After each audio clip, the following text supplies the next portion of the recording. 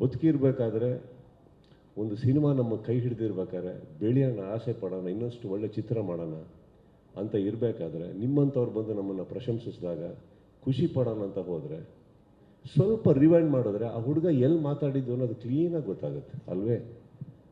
ಯಾರಿಗಾನ taunt ಕೊಡೋಣ sir? ಅವ್ರು ಯಾರಿಗೆ ಟಾಂಟ್ ಕೊಡ್ತಾ ಇದ್ದೀವೋ ಅವರು ನನ್ನ ಸಹೋದರ ಥರ ಇದ್ದವರು ಸರ್. ಅವರು ಪ್ರತಿಯೊಬ್ಬರು, ಇವಾಗ ಫಾರ್ ಎಕ್ಸಾಂಪಲ್ ಆ ವಾಹಿನಿಯಲ್ಲಿ ಒಂದು ಕಲಾವಿದರ ಹೆಸರು ತಗೊಂಡು ಟಾಂಟ್ ಅಂತ ಹೇಳಿದ್ರು.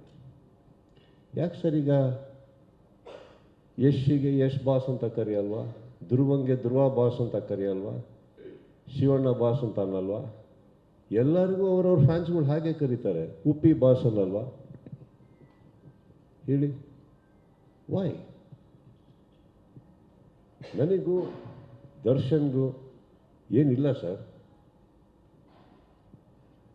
ಬಹಳ ಕಷ್ಟಪಟ್ಟು ಅವರು ಮೇಲೆ ಬಂದಿದ್ದಾರೆ, ಕಷ್ಟಪಟ್ಟು ಪ್ರತಿ ಕಲಾವಿದರು ಬಂದಿದ್ದಾರೆ. ಚಿತ್ರರಂಗ, ಕನ್ನಡ ಚಿತ್ರರಂಗ ಇವತ್ತು ತುಂಬ ತುಂಬ ತುಂಬ ನೋವಲ್ಲಿದೆ. ಅದು ಬೆಳಿಬೇಕು ಅಂದರೆ ಇದು ಬೇಡ ನಮ್ಮ ಇಂಡಸ್ಟ್ರಿಯಲ್ಲಿ. ನಮ್ಮಲ್ಲಿ ಇಲ್ಲ ಸರ್ ಇದು. ಆ್ಯಕ್ಚುಲಿ ನನ್ನ ಫ್ಯಾನ್ಸ್ ಕೂಡ ಹೋಗಿ ಎಲ್ಲ ಹೀರೋಗಳ ಸಿನಿಮಾ ನೋಡ್ತಾರೆ ಸರ್. ಅವ್ರ ಫ್ಯಾನ್ಸ್ಗಳು ಬಂದು ನಮ್ಮ ಸಿನಿಮಾ ನೋಡ್ತಾರೆ ಸರ್. ಈ ವಾತಾವರಣ ಬೆಳಿಬೇಕಾದ್ರೆ ಏನಾಗುತ್ತೆ, ಆಲ್ರೆಡಿ ಆನ್ಲೈನಲ್ಲಿ ನಡೀತಾ ಇರಬೇಕಾದ್ರೆ ಇದನ್ನು ಯಾರೋ ಒಬ್ಬರು ಈ ಥರ ಒಂದು ಪರ್ಸ್ಪೆಕ್ಟಿವ್ ಕೊಡೋದೇ ರಾಂಗ್ ಅಲ್ವಾ ಸರ್? ಹೇಳಿ.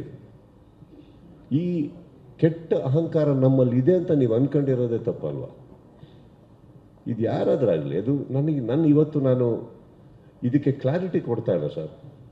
ಚಿತ್ರರಂಗ ಇವತ್ತು ಒಂದು ನಮ್ಮ ಹಿರಿಯರು ಸರ್, ಅವರ ಜವಾಬ್ದಾರಿ ಅವರ ಭುಜದ ಮೇಲೆ ತಗೊಂಡು ಚಿತ್ರರಂಗನ ಬೆಳೆಸಿ ಬೆಳೆಸಿ ಬೆಳೆಸಿ ಬೆಳೆಸಿ ಬೆಳೆಸಿ ಇವತ್ತು ನಮ್ಮಗಳ ಕೈಯಲ್ಲಿ ಕೊಟ್ಬಿಟ್ಟು ಹೋಗಿದ್ದಾರೆ.